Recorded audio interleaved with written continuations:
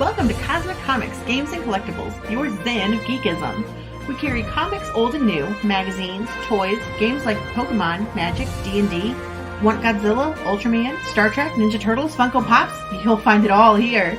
Shop our Cosmic Sound Room and pick up a record or two. Enjoy our Comic Coffee Lounge with a cup of Sasquatch coffee or a delicious menu item while geeking out over a super cool movie on our big screen. Come by and say hello to Maui. Cosmic Comic, Games and Collectibles. Superman loves us, and so will you. Hi everyone, Daphne Lage here. Join Nita Lanning and me on the Ragin' 2 The Vlogs show, where we talk about everything, nothing, and all the bits in between. Looking for hour-long conversations about indie comics, social media marketing, and crowdfunding, with the occasional rant and story time? Head on over to the Ragin' 2 channel on YouTube, Mondays through Fridays at 11 a.m. Eastern to join in the chat. Hit the button.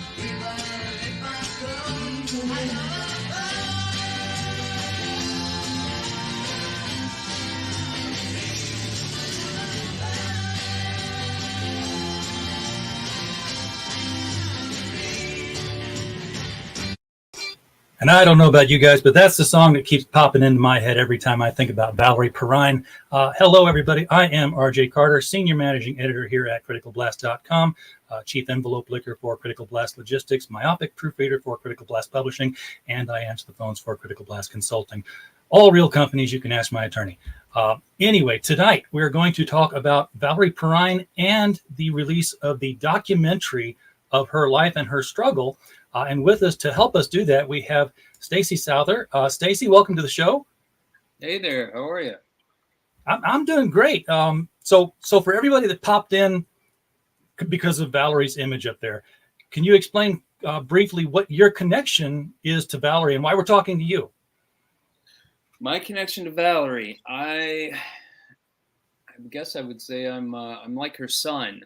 I'm the closest person to her. We were best friends. I did this documentary about her. I mean, there's so many things. I mean, literally, I just left her. I just left her to come and do this with you guys. I see her several times a day. So I don't know if that answers your question. It does. But and I guess more importantly than that, how is she doing? Because the last time we talked, not great. Yeah, I mean, it's Parkinson's. It's a degenerative disease. I mean, she's hanging in there. She's got a good, she's always had a good outlook on things. She's having a harder time talking. So it's in here, but sometimes it's hard to get the words out the way that she wants. But that's all part of what's going on with her. But like I said, spirits are good, and she's staying happy, so that's what's important. That's excellent to hear. In preparation for the show, just to get my spirits up, I did go out to Netflix and did a search on Valerie Perrine to find out what was out there. Sadly, all they had was Superman 2. But for our audience, that's probably where most people know her from. The Superman movies. Probably not many people saw Lenny or anything like that. But yeah, well, you guys need to branch out if you're Valerie Perrine fans. You got to see. I mean, let's see, Slaughterhouse-5, her first movie. You guys will like that. She's topless through half of it. I can tell you stories about how she got that if you want to hear that. I mean, I've got stories about everything you can think of. You just let me know what you want to talk about. But yeah, we'll take those questions from the chat. Yeah. We do have one question from the chat now because she does have a Twitter account. And Brian A is asking, do you or does someone else do her comments on Twitter, or how does she manage to do it? She can still do that kind of stuff. It's more with the speech thing, that's more of a problem. I mean, I'll help her with certain things, if like the stuff with the for the documentary, like I'll put stuff together and then I'll put all that stuff together and help her post it, because I have to do it on all these other platforms. But I'll help her with things like that. But yeah, she's pretty. She likes to. She's very engaging online. What's that? She's very engaging online. I have messaged her on Twitter. Yeah. To try to set up the initial interview that you and I had, and she told me flat out, she says, "Oh, I can't do interviews anymore like that." Yeah. Believe me, that's how she referred me to you. She could be doing these interviews. First off, I'm sure there'd be a lot more people that want to talk to her than me. But if she could do them, or I mean, if we could do them together, we would have so much fun. Because I used to go with her to all she didn't do a ton of, but the Comic Cons and things, all the comic, the autograph shows. Like she and I would go to those, and we would have a good time. Meeting the fans and it was fun. So I wish that we could be doing this together, but it's just too hard for her. Yeah, and we talk about Slaughterhouse-5. We talk about Lenny. There's a lot of films where people were attracted to her because she was topless in a lot of these pictures. Oh, yeah. And she's, when I see her in the documentary talking about it, there's no recrimination. There's no shame. It was like I was having fun. This was what I did. Oh yeah, I knew what I had and I used. Here's the thing about Valerie. I mean, she's had a life that people wish they could lead 5% of the life she's had.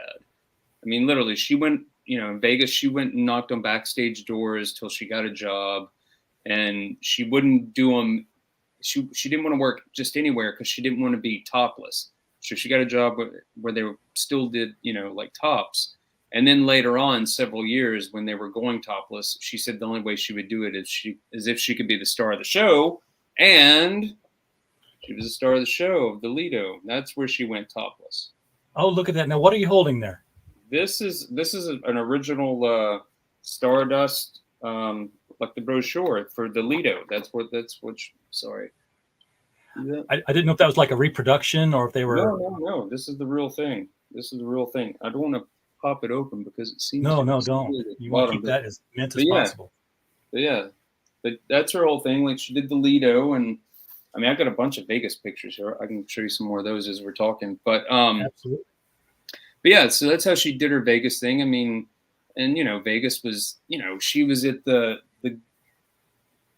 She's been at all these places at the most amazing points of time for those places. Like, hold on, let me pull out something. What am I going to say? She was in the golden age of Vegas. With the Rat Pack was there, and all that. Yeah. Like, she did all that amazing stuff. And then when she went to Hollywood, that was the last amazing decade of Hollywood where it was true glitz, glamour, and excess. It was all those things. But so Vegas was she was there for like 8 or 9 or 10 years. I think like 8 years. Yeah, let me give you full screen when you got images like that. There we go. Can That's you guys beautiful. see that? That's her. Yeah, absolutely. Here's another one of the same thing. Click close. Sorry, I keep going the wrong direction, guys. That's all right. That's And now these were when she was working Lolito? some are Lido, and some of them are. She worked at the Desert Inn. That was her first job. Oh, you guys will like this one. Like you guys won't see these things because these are like all her personal things. That's her and Jimmy Durante. Jimmy Durante. Look at that. Yeah. Isn't that cool? Ha, cha cha cha. Yeah. Let's see. I'm an old time radio guy, so I love you these. guys will like I'm this. just gonna keep you up here, man. You got all kinds of goodies. I mean, I got a bunch of Vegas stuff. I don't want to bore you guys, but No, but are these going to be reprinted in any form? I don't know what we're gonna do. I mean, she wanted to do a book for years and years and years, and that wasn't quite happening. And that's one of the reasons I did the documentary. Oh, Why hello, is the book fellas. not happening? Yeah, wowza! These are pictures I have not seen at all online. Yeah, these are like her personal things. I mean, some of these you won't see this anywhere else. No, you've got to come up with a photography book on her. I mean, yeah, the thing is, I'd have to get permission for all this stuff, I think, because a lot of this, she has it, but I don't know who shot them, like. Oh, yeah, that's right. You got to get the photographer. Yeah. I mean, that Las Vegas banner these are, these are like these are almost 60 years old, some of them. Here you go. There you go. How many people have sorry, it's getting my ring light. Oh, that's okay. And she's just, you can see the vivaciousness coming off of her in all of these pictures. Yeah, pretty cool. Here, I'll just show you like one more Vegas one. This one's pretty cool because this is like, this is like behind the scenes. Like that's her. Actually, see where the ring light is? It looks like she has a halo. That's her. Yeah, I see her. Okay. And like right. Sorry. Nope. There. That's her. Right there. Yeah. Yeah. See, but you see, just look at that. That's like, look at all the heavy makeup and all that. Pretty cool. Yeah, product of the time. So, yeah. So how did she? I mean, I've seen the documentary, so I'm going to ask questions like I don't know the answers to them. Sure. But some of the times I'm going to have forgotten it because it's been. But how did she go from the live action stage to the films? How does she get picked up into? Can you tell the story how she got picked up onto Slaughterhouse-5? Sure. So, well, you've seen the documentary, so you know some stuff that happened in Vegas. So that makes you guys who need to see the documentary when it comes out tomorrow, you need to watch that. It'll give you some things you're gonna be like, what? Wait, whoa, that's crazy. Oh, yeah. I never knew that. And in fact, you can order it on the link right below the video. It will take you straight to Amazon, and that is a Critical Blast Amazon link. So you'll actually be helping the site out a little bit with our referral code on it. We appreciate if you clicked on that one. I never beg for money, but I am telling you, hey, it will help if you use it. If you're going to get it anyway, might as well use that one. Yeah. And that's a DVD, right? Is that the link to the DVD? It is the link to the DVD that releases tomorrow on Amazon. Yeah. So she'd been in Vegas for a long time. Some stuff happened. And what happened was somebody said, oh, you should go to Hollywood and try to get into commercials. You're really pretty. You can make good money. So she came to Hollywood. And she was at a dinner party. When I say a dinner party, I mean like 6 people, a very small thing, not any big what to do. And she was on the phone. And she was being really funny and snappy and just cute and all that. And there was an agent there. And he said, who's that girl? And they said, that's Valerie. And he went over to her and said, Montana Wild Hack. Because they were trying to find a girl for Slaughterhouse-5, and they couldn't find the right girl. So he asked Valerie, do you act? And she's like, no. Do you want to act? Sure. Do you have any photos?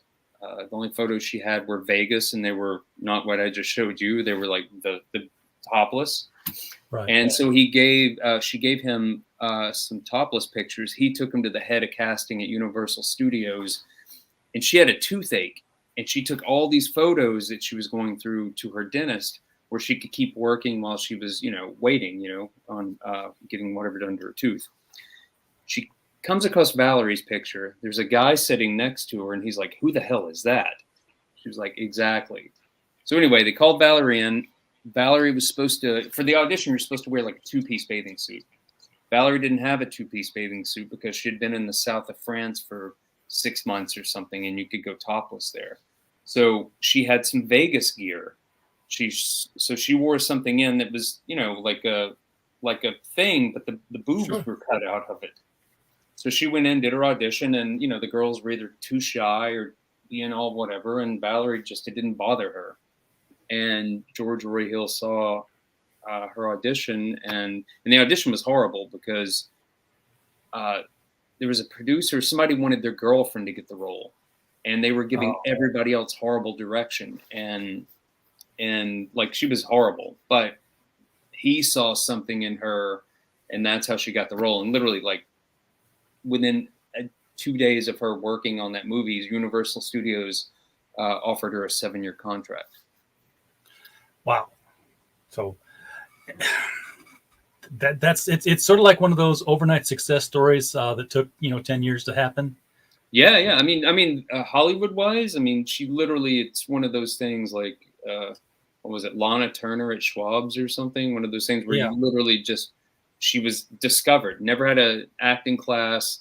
And even when they, Universal Studios, they forbid her to go to an acting class because she had something natural. They didn't want it to get messed up by somebody telling her you're doing something wrong or do it this way. So. Yeah, and that comes through in the movies that she's in.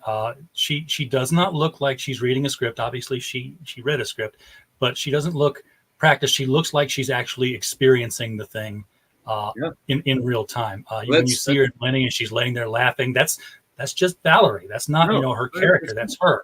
I mean, I've been going through a lot of archives the past week for something else, and so I'm reading all these interviews, through the 70s and everything.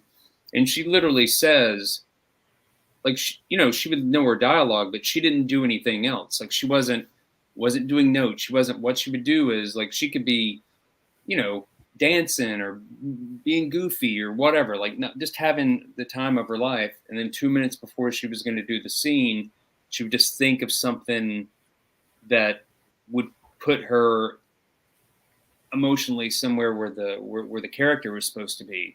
Then she'd go in, do it, cry her eyes out or whatever it was, and then as soon as it's done, she'd go back to doing what she was doing before of cutting up and just having a good time. So it's really crazy how she could as soon as it's time to cameras roll, she could put it on and then turn it off. Well, we've talked about this DVD, and for those who are wondering about it, we do have a trailer. So I'm going to play the trailer right now to give people an idea about it. And this is a 2-minute and 8-second trailer. So you're going to want to see this, guys. There's only one Valerie. And if you can decide Valerie in one word, it's Valerie. Nobody will ever be Valerie. An Academy Award nominee that won the Best Actor of the Year award at the recent Cannes Film Festival. Please welcome the lovely, the talented Valerie Perrine, ladies and gentlemen. She's my dream girl. She's everyone's dream girl. The epitome of a Hollywood movie star. Let's get talking! Yes, Rex? A truly magnetic personality. Valerie's always had an infectious kind of spirit. She was excited about life and excited where she was. It was kind of contagious feeling. When will Valerie be grown up? I hope never. Really? Yes. I don't feel very good. The doctors don't know what's going on with me. There are times where we aren't able to pin down a diagnosis. How hard is it for you to do your makeup nowadays? It's almost impossible with the shakes.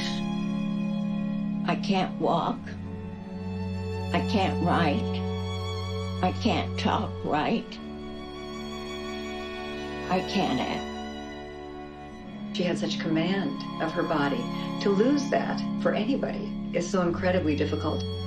I didn't want the world to think I just faded away. I have Parkinson's. It's tough. I have to go day by day. No matter what life gives you, you have to fight. Something left that you haven't accomplished in your life. I think I've done it all.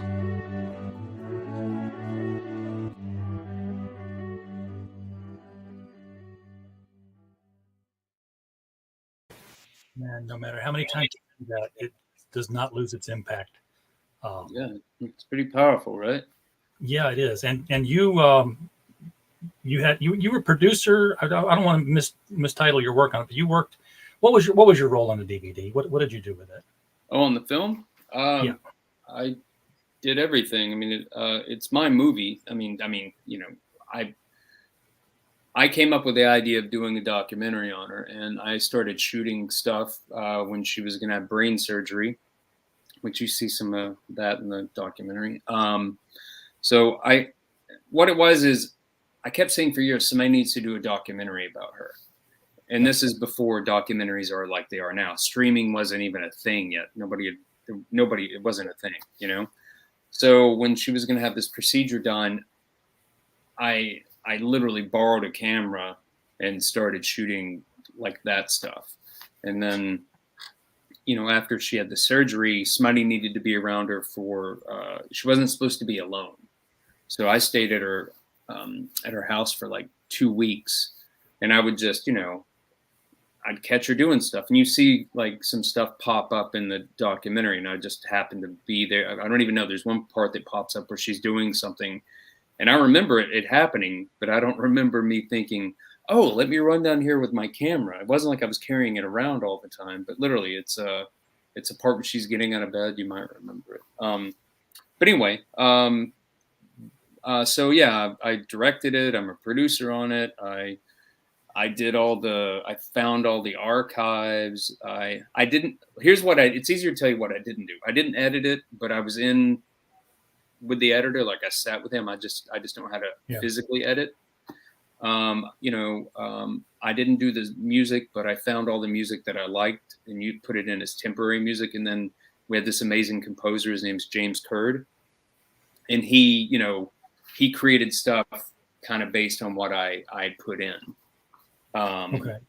And I didn't do any like the post stuff, but I was part of, I was around for all that. I didn't know if you had any kind of a team working with you or not, but this was a one-man operation, one-man labor of love.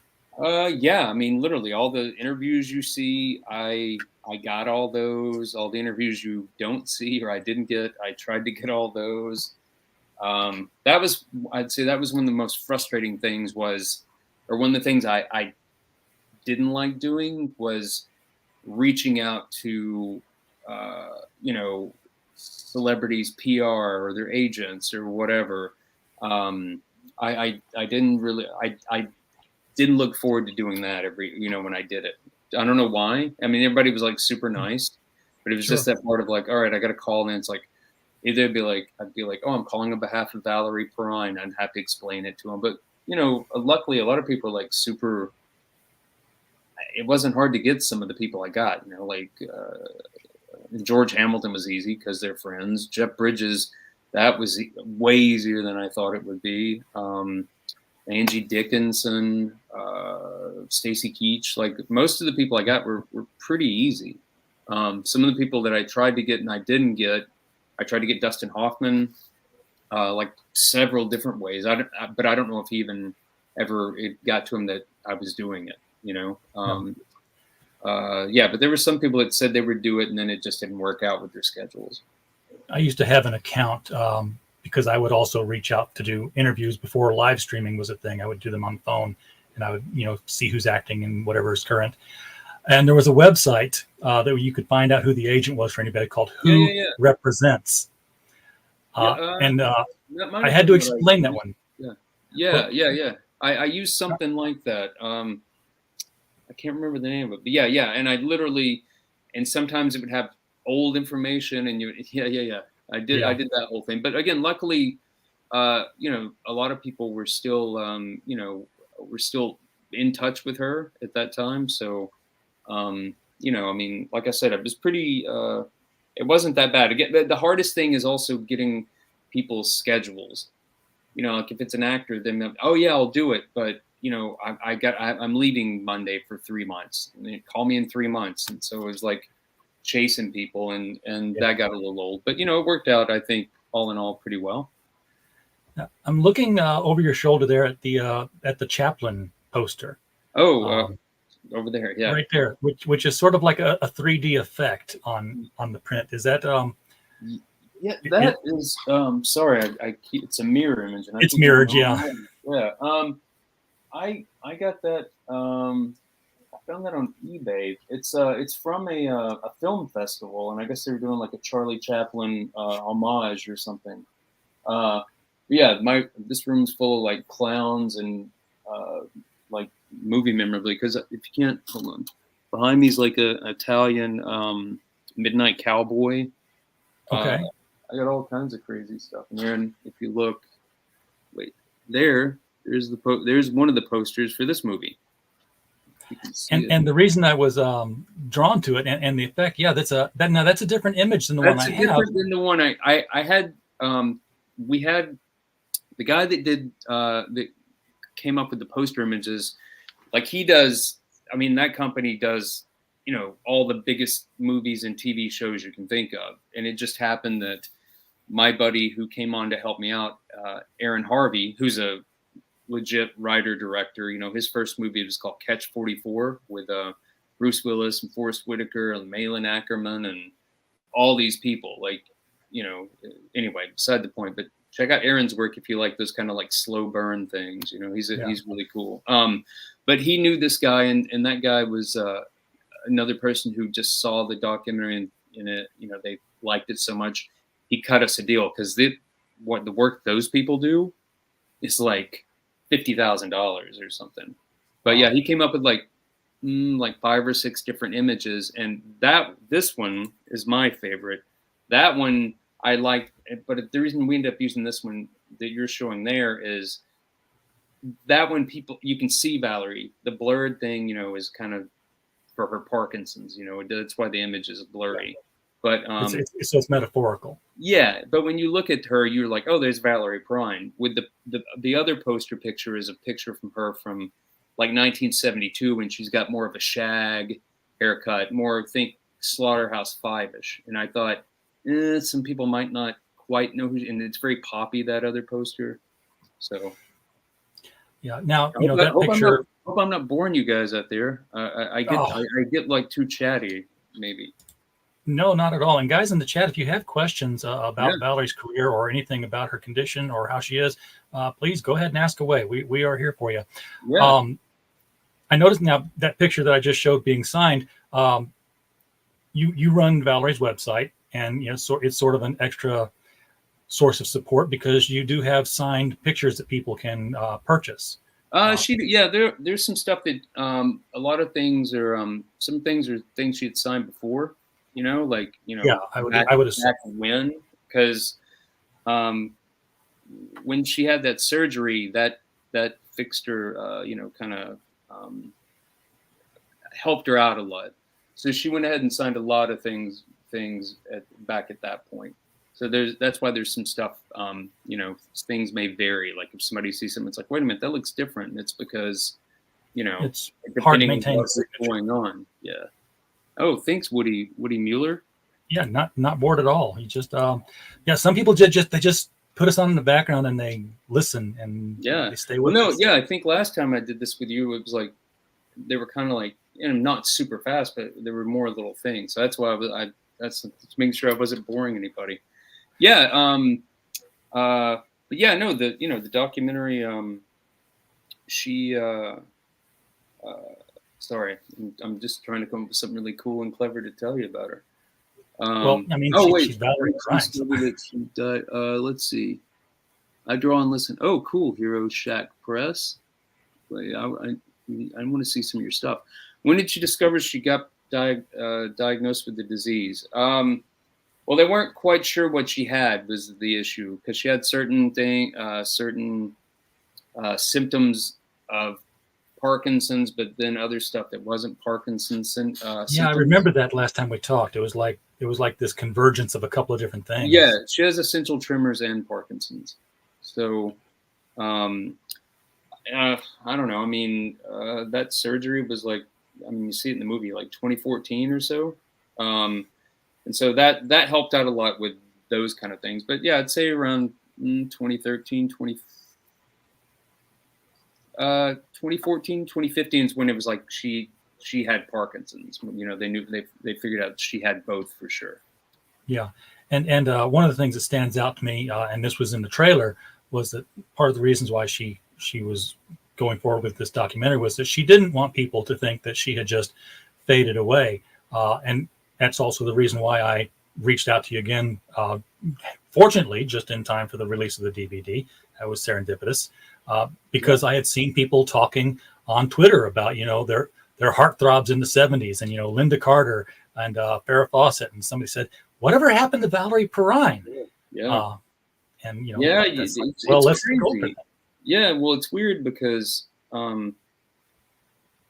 you know, like I'll meet people and like, what do you do? And I'm like, oh, I did this documentary about Valerie Perrine. They're kind of either they'll know who she is, but most of the time I'm like, who? And I'm like, did you ever see Superman? They're like, Lois Lane. I'm like, no, not. No. And then I have to explain. The pretty one. Yeah, the one that actually the sexy one who kisses Superman. That whole thing. Yeah. Yeah. But she. But yeah, you know, I wanted her. You know, I wanted her to, you know, to not be forgotten and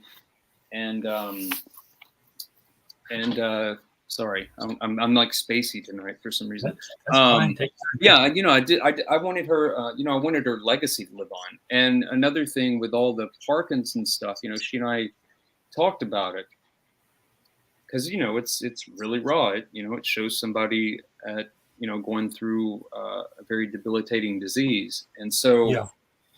You know, she and I talked about it, and she was good with showing all that. You know, she wanted to show it because, you know, she wanted to give people hope, you know, because everybody's kind of going through something, but, you know, this is really raw and revealing, you know, so she wanted to share that story with people that could be going through Parkinson's or any, you know, mental illness or whatever you're going through, but just to show that you're not alone. You know, that's one of the reasons that she wanted to do it. And again, that's just so utterly Valerie, the fearlessness that she's always had, whether, you know, when she was younger and just going topless, whereas, you know, a lot of the actresses would either be like, I'm not doing that, it would ruin my career, or, you know, just be over the top with it. She was like, they're boobs. Here they are. They're pretty. I like them, you know. She's doing the same thing with, you know, her Parkinson's. She's not afraid to let people see that, where, you know, some actresses might get reclusive and they're like, no, don't let people ever see that I went this route. Well, that's the thing, you know, what happens with celebrities is you don't hear from them for a while, and either they're going through something and they pass away, then you hear that they had Alzheimer's or whatever, or, you know, you don't really hear a lot when somebody's going through something and then it's brought up. I mean, like the best example of right now would be Bruce Willis. I mean, whatever he's been going through, you know, it's not new. He's been going through it, but he's gotten to a point where they decided now it's, you know, they decided to share it with the public.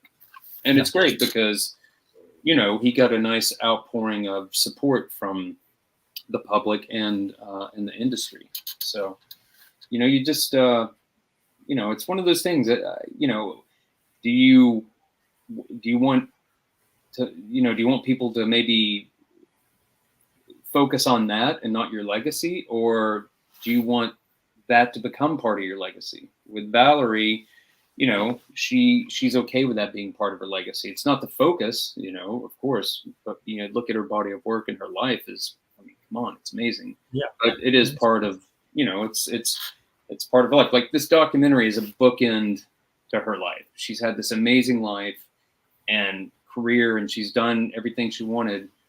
And, you know, so this is kind of like the nice little bookend to the whole thing, you know, a nice little, like she says, she's done everything.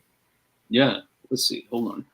Honestly, I did not know who she was until she started talking about it. I just looked her up on IMDb and I say she had great spots on PBS. Oh yeah. That's kind of crazy. PBS, she was on a thing. It's called Steam Bath with Bill Bixby. Come on, Bill Bixby fans, Incredible Hulk. Yes. I mean, or My Favorite Martian, or Ghost Rider was a kid's show, but Steam Bath was not. Yeah. No, she definitely, Yeah, she's the first woman in America to show her breast on American television. Like, she was the first person ever. Like, you can look that up somewhere. One of you guys will look it up. But she's the first woman on American television to be topless. And wow. Another crazy little thing, you just said one of you guys, Mike said, talking about ER, that she did that episode of ER, and it was the first episode or the first television that Quentin Tarantino did. He directed that episode. Oh, really? Which is wow. a weird little side note. Most people don't know.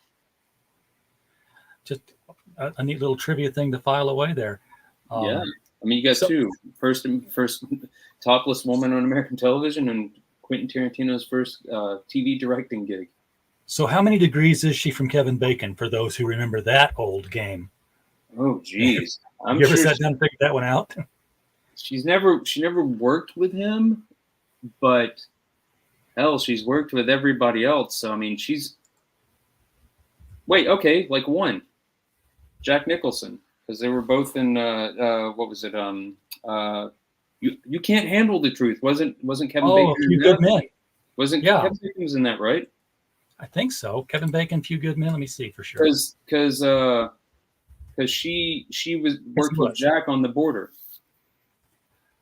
Okay, so I was just getting ready to ask what she'd worked with Jack Nicholson on. So The Border, which is kind of it's weird. It's kind of a sort of a lesser known movie. I mean, a lot of people don't know it, but it's crazy because if you watch it, it's very topical for things going on now.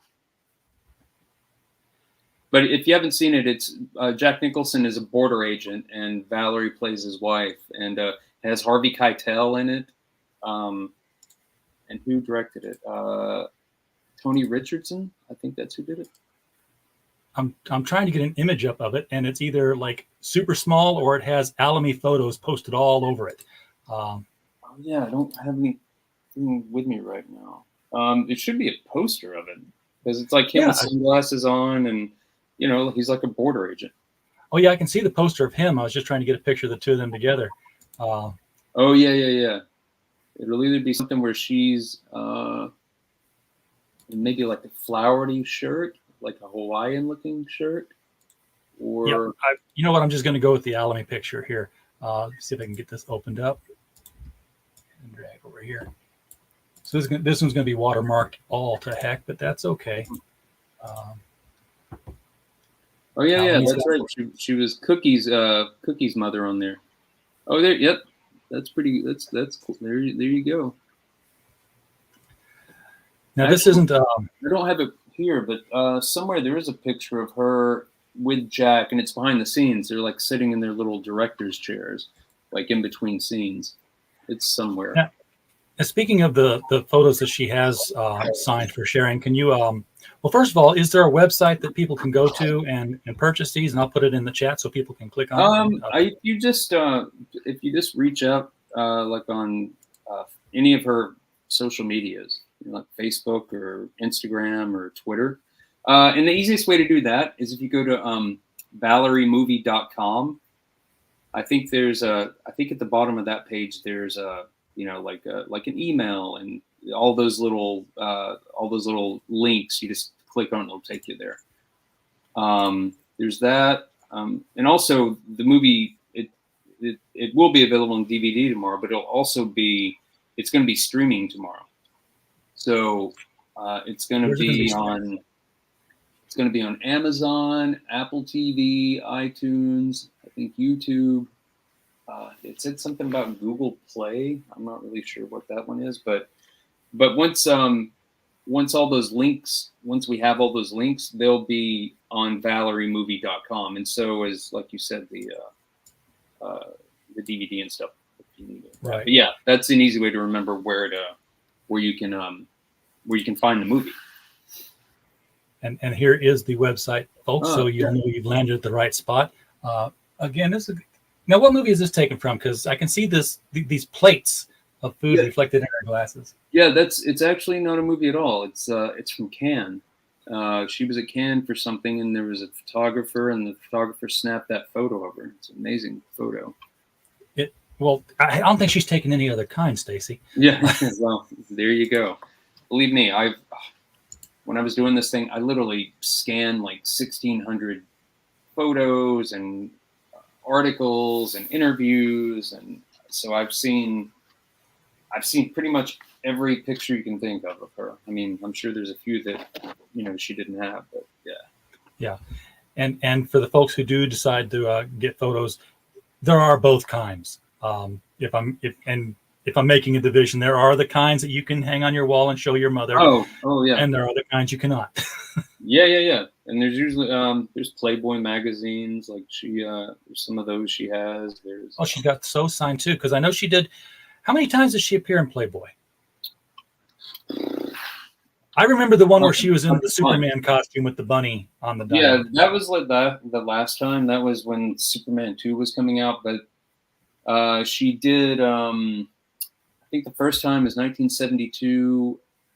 She's in it. And then I think maybe in 74, 75, and Barbie Benton's on. I mean, I have the magazines in the other room. I could just show you the covers. But the one with Barbie Benton on the cover is like, that one's pretty amazing. I mean, it's just such a good, the whole layout's beautiful and incredible. So if anybody doesn't have that, you need to get one.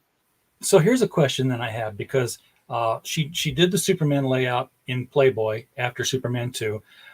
Was there any word from Warner Brothers on that? Because Warner Brothers, that they want to keep certainly at the time they wanted to keep their comic book characters kid friendly, family friendly, keep this squeaky clean. Yeah. And then to have, one of the stars of the show go do a Playboy spread, was there any concern expressed about any of that? I don't think so. She never mentioned anything about that. And, it's Valerie. She kind of does whatever she wants. That's just the way she's always been. Yeah, she was nominated for an Oscar for Lenny, and she should have won. She won Cannes. She won the BAFTA. She basically won everything. Like pretty much all the awards you could win that year, except she didn't win the Oscar, and I think she was robbed. And that's just coming from me because I know her.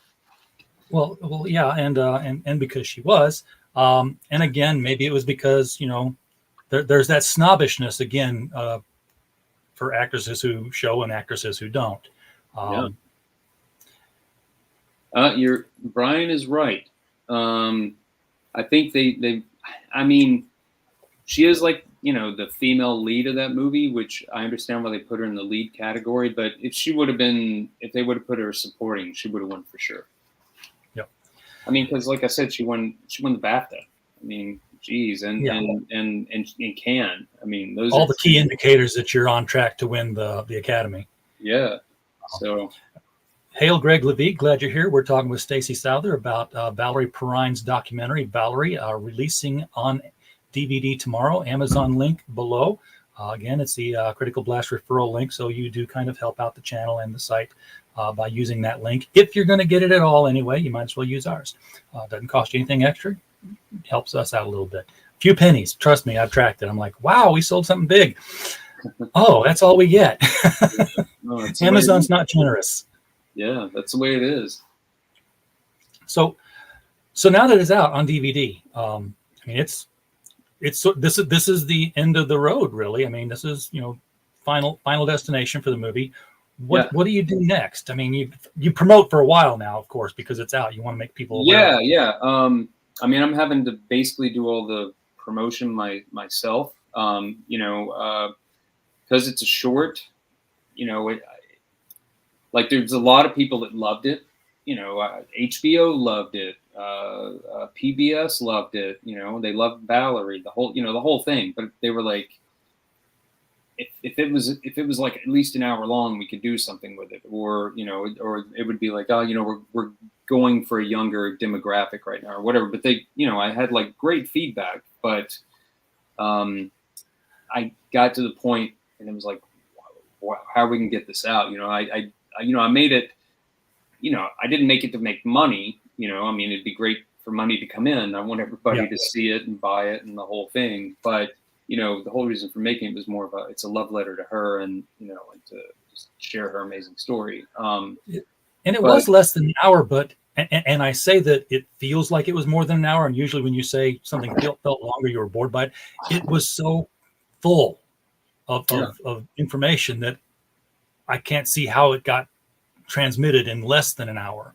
But it's a short watch. Yeah, no, I was gonna do it as a feature. That was my whole idea at the beginning of it. And believe me, I had enough footage to do that.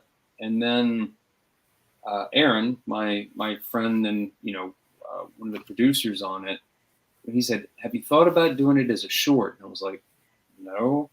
And he said, "It's your movie. We can do whatever you want." But he's like, "Look at and see what. Look at the shorts that were nominated for Oscars this year." I was like, I've never even thought of it. So I looked at what was nominated and what won that year, and they were okay. You know, even the movie that won, I was like, okay, that's okay. I mean, I get it. And you know, I made the decision. I thought it might be better as a bigger fish in a smaller pond than if I did do it as a feature-length film. You know, I didn't want it to, to maybe get a little. Not that it would get slow, but I didn't want to wear thin in parts. Like you said, you don't want to watch something and all of a sudden you're kind of like, in the middle of it, you're kind of like, okay, let's get to something else, you know? Yeah. And I feel like with this length, it's I think it, like you said, it leaves you wanting more. You know, you don't feel like you feel more like you want to learn more about her for sure. Well, in the sense of wanting more and in seeing that it's on DVD, are there other features on the DVD that were not part of the film itself? I mean, what kind of extras have you thrown in there? I have that stuff, but again, like the way it worked out, like this distribution company, it was just putting the DVD out. Like they didn't ask to, they didn't say, hey, do you have extra stuff? It was just basically doing the DVD. I mean, believe me, like I went through stuff last year, and you'll see some of this stuff because if you follow her page or me or whatever, like where I'm, the kind of promotion of it, there's this great piece Richard Donner said, and it was literally right after he passed away, and I found this. I'm like, oh, it's such a good piece. I was like, what can I do with it? And I stitched a little thing together as a little like teaser, for people to like, oh, where can I rent this at? Where can I see this documentary? But there's like stuff like that, and then there's people that I didn't end up using, again because the time constraint. But like Alex Rocco, if you remember Alex Rocco, who was Mo Green in The Godfather, and yeah, okay, you see him, you know who he is like right off the bat. Like he's amazing. He was in everything back in the day, and they did a movie together, the last movie that she ever did. And he's the sweetest guy, and he did give me this great interview and just praising Valerie, and all this great stuff was in it. And then he even passed away like a few months after that. Didn't know he was sick or anything. And there were so many parts I wanted to use, but it just didn't fit in, but there was like a few people like that where I had stuff and I was like, oh, and George Hamilton, good Lord. I had so much great stuff with George Hamilton. Literally, I set everything up. I was like, hey, I need to test the sound out. Can you say something? Boom. Talk for 5 minutes. He's like, how's that? And I'm like, and all I could think of was like, that's gold. That's amazing. I'm like, yep, good, George. And then he's like, are you ready? And I'm like, yeah, ready when you are. And I said, what's your name? And I hit record, what's your name? He said his name. And then I didn't have to ask him one question. He just talked, and it was amazing for like 20 minutes. Wow. And he hit like everything you could think of and told stories. I didn't have to say anything. I was like, this is incredible. But like, I had so much, really nice stuff from George Hamilton, and I was really lucky with some of those people that I was fortunate enough to interview. And again, that still says a lot about Valerie and her personality. That these actors were her friends; they weren't just her coworkers. They all had good memories of her to pass along. Yeah. You guys want to hear? Who out there wants to hear like a couple of funny Valerie stories? Come on, always. I want to see some comments. I want to see people like chime in. I keep looking down, and then it looks like I'm looking all like weird or something. Like I said, well, Hero Shack, Chris. You remember the trailer at the beginning for The Trolls Exposed? That's his comic. He's working on that nice. to do a crowdfund on that. Be releasing that soon. So he's always heads down over his desk. Same with Greg Levitt. He's doing Gun Demon, doing the writing on that. Oh, that's cool. Well, you got a bunch of you guys are artists. That's really cool. You A need to bunch draw, of the guys you need to here. draw more Valerie. Come on. Well, here's two stories to show how like her sense of humor. All right, when she did Slaughterhouse 5, if you've ever seen it, there's a part where she jumps on the back of this other character, right? So anyway, she literally jumps on his back, and they're supposed to fall to the ground. So they fall to the ground, and somehow she gets elbowed in the boob, like really hard when they go down, right? And I can tell you some Can't Stop the Music stories. And she the next day she goes in, and George Roy Hill, the great George Roy Hill, who did The Sting and what's the other one? Robert Redford, the Western, Butch Cassidy and the Sundance Kid. That one. But anyway, he's like this amazing director, right? But anyway, he the next day he's like, Valerie, are you okay? How are you feeling? And she had on, a robe because she's topless through half the movie. She opens up her robe, and I don't know if she had the prop person do it or she did it. She had a sling around her boob, like if you had hurt your arm, how you put it in a sling. She did it around one of her boobs, the one that was hurt. And there's two more really good stories. These will be Lenny stories. On Lenny, when she was supposed to do the big strip tease in Lenny, so she had to like trim her stuff up, right? Yeah. Well, Bob Fosse came out to her trailer, and she was wearing a robe, and it was Valentine's Day. He came to her trailer. She opened up her robe, and she'd shaved her pubic hair into the shape of a heart. And she opens it up and says, "I have a heart on for you." Oh God. Yeah. That's a bad pun, but it works. And did that stay for the movie? No. This was just them. After she did that, this was just her. She did that for Bobby for Valentine's Day. And then she had to shave it off. But it was that it was a Dustin Hoffman one where she walks out, and there's just a ton of people out, like fans, because they're shooting in Miami. So there's all these fans outside. And, she wasn't a huge star. Like, Lenny made her a movie star. I mean, they were there to see Dustin Hoffman. So Dustin was still inside, and she goes over to the crowd and says, "All right, everybody on this side, when he comes out, I want you to yell, Bobby, like Robert De Niro. Yeah. And everybody on this side, I want you to yell Al, like Al Pacino." Because, they were all sort of getting confused, people, and they were like, and so, and I think she's like, okay, a few of you people can say Dustin. So he comes out, and, everybody's like, oh, Al, Bobby. And can I say a bad word on here? This is live. Yes, I can absolutely go. Yes. Okay. But then he comes out, and he was like, he throws down his script, and he's like, "Where the fuck is Valerie?" And he's laughing, and but it was like the best thing. He knew she set him up. Okay. Oh yeah. She had a big sense of humor. There's another thing where there's a scene where, if you've seen the movie where he comes in and she's covered up in bed and she's naked, and he pulls the covers down, you see her boobs or whatever. But I guess they've been doing the scene over and over and over, and it's just like, just running out of gas or whatever. So I guess she got the prop man or somebody. I guess she got like a dildo somewhere.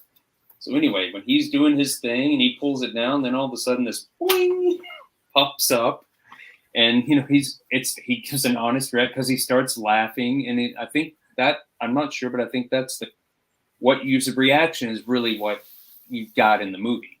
But like, she would do all sorts of things like that, she liked. fun. That's one of the images I found that I had sent you and said, "Hey, is this one of the photos?" Because it was such a natural laugh. It had to have been during that time where they were, like you said, running out of gas and just kind of getting punch drunk. Because it was just, it was not a I'm supposed to be laughing in this scene, so I'm going to laugh.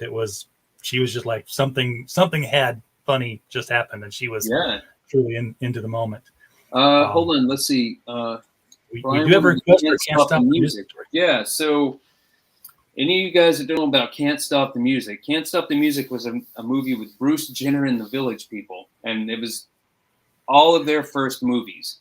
Steve Guttenberg's in it, and it's supposed to be about it's a fictional version of how the Village People were created, basically. Okay. Valerie's the star of it, and it's disco-y, and it's very like 70s New York.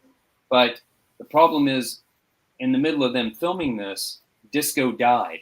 Yes, now Caitlin. Disco like totally died, like literally in the cover of Time magazine. It's like disco is dead, and they're making this movie about disco. So the movie was a huge flop and didn't do anybody any favors. But it's a big cult movie now, and it's actually good if you watch it. It's a little time capsule. But yeah, on that movie, let me think of some of her stories. Let's see. I mean, she liked Bruce. They got along well. It was his first movie. I think she kind of helped him with some of the acting stuff. Because just not to be nervous or whatever. Because again, he'd never acted. She became really good friends with the Village People. What they would do is, when they were shooting in L.A., she had a big house, and so she would have the Village People would go to her house for lunch, and the lunches, and go swimming and play with the dogs, and the lunches kept getting longer and longer and longer, and having wine. So finally, the studio was kind of like, "You guys don't need to go to lunch anymore, Valerie. Like, you need to stay on set." Yeah, I don't know. It was a kind of crazy movie, and it did really poorly. But she had a good time. Again, it was Alan Carr who did Grease.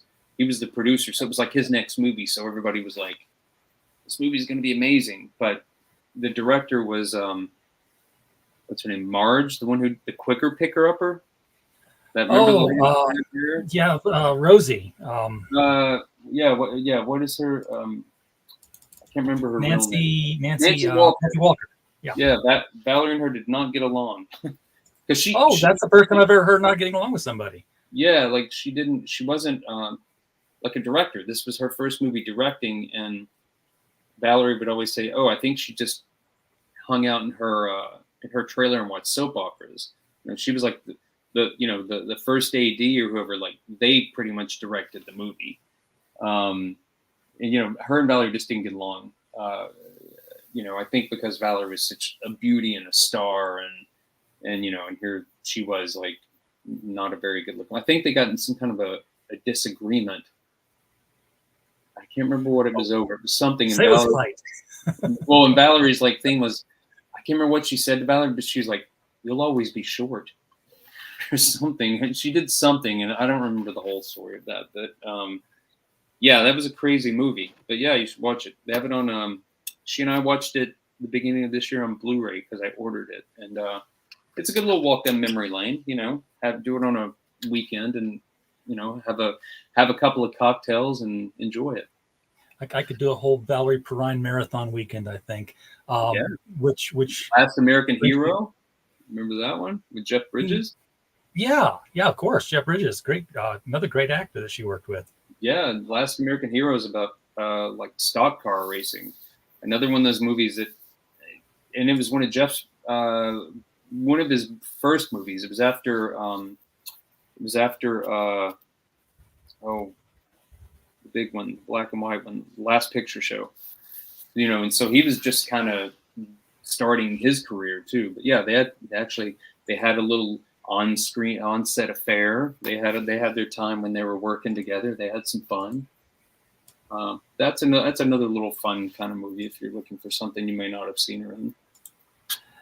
Did she ever share with you any stories of the Incredible Hulk, Bill Bixby, when she worked with him on Steam Bath? She said he amazing actor. She loved working with him. She never really gave me like any big. She didn't have any big stories. She just said she really liked him a lot, like But it was one of those things where they were, and you know how it is when you're working, especially in a movie, you have that thing for 6 weeks, 2 months, whatever it is, and then everybody goes their separate way, and you might work again, you might not work again. But no, she had a lot of respect for him because again, he's just such an amazing actor. Gone way too soon. Yeah, everybody, it's particularly in our audience, remembers him for all the work he did on The Incredible Hulk. Oh yeah, I've actually got the DVD set in my Amazon in basket. The part of the in basket that you never really get around to finally finishing. But I had remembered some episodes he did of The Magician, and I've always wanted to sit down and watch that again. I remember when I guess the Sci-Fi Channel was brand new or something in the early '90s. They would show all those kind of shows, and that's where I might have seen The Magician when I was I don't know. No, I think it came out like right around when I was born, so I didn't really see it. But I saw some of the repeats. I was like, wow, what a cool show! He drove a Corvette and he was a magician. Yeah, he solved crimes, and he was, solved impossible crimes, by using magic tricks and knowing how magic tricks were done. Yeah, he was kind of like the Blackstone character from the old radio dramas then, because he was doing the same thing. Luke Stone, hail! Glad to see you in the chat, sir. We're talking about Valerie Perrine and kind of wrapping things up here. We've been at it an hour, which is usually the length of one of our episodes. We go on longer, we go on shorter, depends on what it takes. Yeah, do you guys have any certain questions you want me to answer for you? Any Valerie Perrine questions at all? Throw them out here. Yeah. I don't mind answering. I'll answer whatever you want to ask. So what do you work on next? What film projects have you got coming up in process? Right now, there's a few things that I'm putting together, trying to put together. It's always about who wants to give you some money to make them happen, but those producers crowdfunded. Well, these need to be more than crowdfunding. But there's a couple of there's like a true crime serial killer docuseries that I'm trying to get off the ground with my friend Aaron. There's a couple of documentary type things like that I've got kind of in my back pocket, and then there's some like feature film things that Aaron's written, and there's one thing that we're slowly working on. There's some people interested in that, so hopefully something will pop soon, and I'll get to make some more magic happen. Absolutely, that's it's what you got to do if you're in Hollywood. Let's see. I still get a couple more pictures. I will give you the big screen again. That I think might have been in. Hold on, sorry. I'm get the light off of it. Sorry. You're taking it off the camera lens. Yeah. There you go. There we go. You can see. That's gorgeous. Valerie in furs. I think that might have been in. I don't know if that was in Paris or something. She was somewhere for something. Oh, I can't. Oh, I don't think I can show you this one. She's totally topless. This is from Vegas. I'll risk it. I'll risk it. They're going to shut you down, are they? I don't know, guys. We're marked not for children, so. You guys want to see a real Valerie picture from Vegas? Make it. It can be brief. There we go. Oh. There we go. That's Valerie. Yep. You'll have to pause it now, guys. Nobody tell YouTube.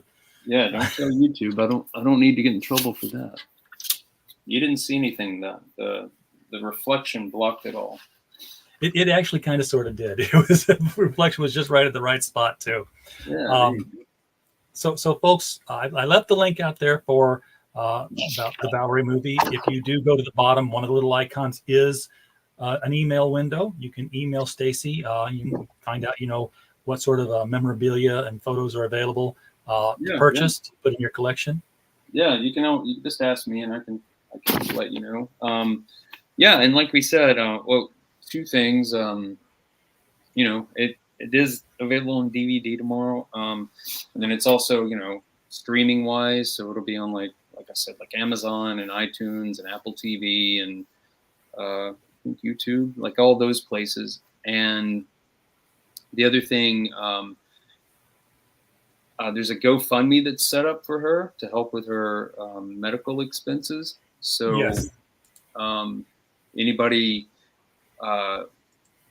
feels, like they want to do something, if they want to do something nice for her and help her out, like any donation is definitely, there it is, definitely appreciated. Because the thing is, everybody thinks, oh, you're a movie star, you live in Hollywood, you're rich. No. Yeah, it's not. That's not the way it is, and plus the way the healthcare world is. I mean, there's things that they don't pay for. So And I would and all venture that, to say that a lot's already gone into medical. yeah, and all that, all that money that all goes to her. That's all her money that that helps her out. So yeah, if any of you guys are want to do that, that's there, and you can also.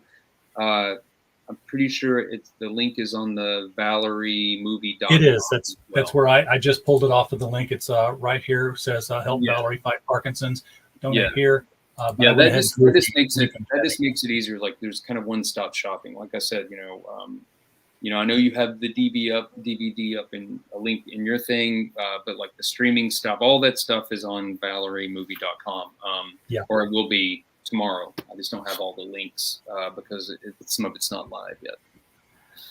All right, Stacey, can't thank you enough for coming on and talking to our audience about Valerie. I mean, we could, I'm sure you could tell Valerie stories all night long. Yeah, I mean, I hope I answered you guys' questions. Like I said, I tried to.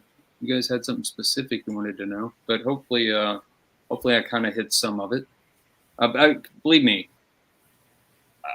I'm Valerie Perrine 24/7. I'm either seeing her or she's the most important person in my life. So I've got stories. I've got everything.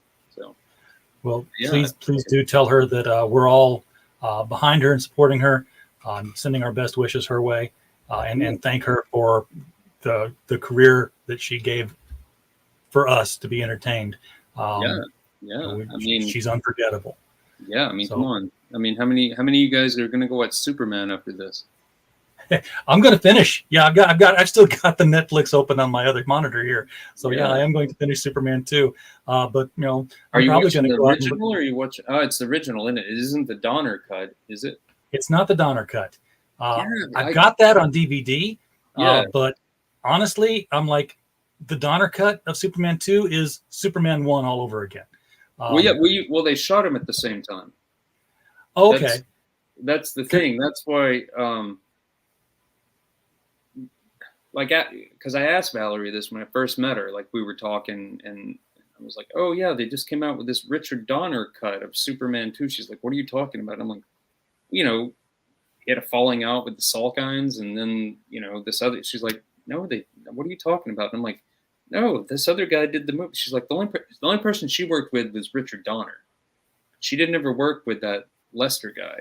She only worked with Donner, so she didn't even know. So, but literally, they shot 1 and 2 at the same time, and the scripts they're crazy. That's a whole other story. But I just knew that it ended with turning the world around. I'm like, wait a second, you did that in Superman 1. Yeah. But that's the thing that literally that's why she's not. It's always weird to me because I'm like, and everybody always asks why where did Miss Tessmacher go? What happened to her in Superman 2? And you're kind of like, who knows? It's weird that she's in there for a bit and then she's gone. Even in the Donner cut, she's not in there a ton more, which is kind of sad because I think between her and Otis, they had their thing, which was kind of a little magical.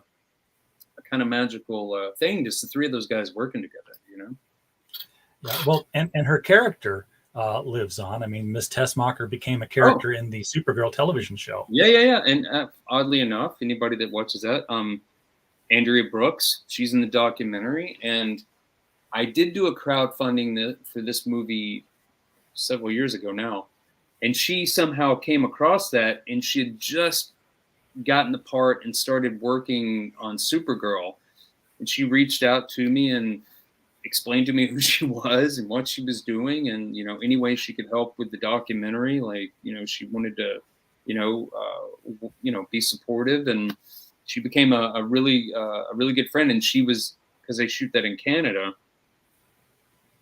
she came here, and she was here for something, and I shot her and I interviewed her, and then we went. I took her to Valerie's where she could meet Valerie. It was this really sweet, like a passing of the torch kind of thing, because she's the only other person that's been Miss Tessmacher, and they even spell it different and in the show it's TESS, where in the movie it's TESCH, I think, but they changed that. But anyway, but while she was, she visited with Valerie, and they, she's super sweet. She's talked about her in some interviews and stuff, but Valerie gave her like a bracelet, because Valerie used to, when she was older, she was back in her, it was like it was like a going back to her hippie days. She was wearing all these bracelets and stuff. Yeah. So she gave Andrea one of these bracelets, and it was as a memento. And Andrea snuck it in, and she wears it on Supergirl. And she does something, I think, where it's a little, just enough where you can see it for something, and it's just like a little personal, like, nod to Valerie. That's fantastic. So there's a cameo of sorts of Valerie in the Supergirl series whenever each character is online. Yeah, I always found it weird that they didn't, like Smallville, like they didn't reach out to her for that, or Superman Return, like any of those. I mean, I think the fans would have just thought that, just to see her pop up would have been something like really. Superman Returns did have a Tessmacher, Ms. Tessmacher, but it was like a combination of her and somebody else. It wasn't like just Miss Tessmacher. It was Parker Posey. Yeah, it was different character. Brian's got the spelling here. It was Tessmacher, was how it's spelled in the Superman movie, which really fit with the movie, because there was the names were all kind of, they weren't Smith and Jones, except for when Clark and Lois went into the hotel room together. Then they were Smith. Yeah, I've always wondered. I'm like, where did they come up with this last name? I mean, when they came up, I'm like, I've never in real life. Have you ever heard? I've never heard anybody with that name, so I don't know where they came up with it. But believe me, it's famous now, because she's had it yelled at her. Oh, Miss Tessmacher, the whole thing. Yeah, I just Googled the word Tessmacher, and the only thing that comes up are images of Valerie and and Andrea, probably. Yeah, Andrea and Valerie right there together. So played by Andrea Brooks and Valerie Perrine. Yeah, I mean, yeah, they broke the mold after Valerie. Come on, I mean, there can only be one, and plus she's the first woman to kiss Superman. I mean, like in a real superhero movie, Yeah.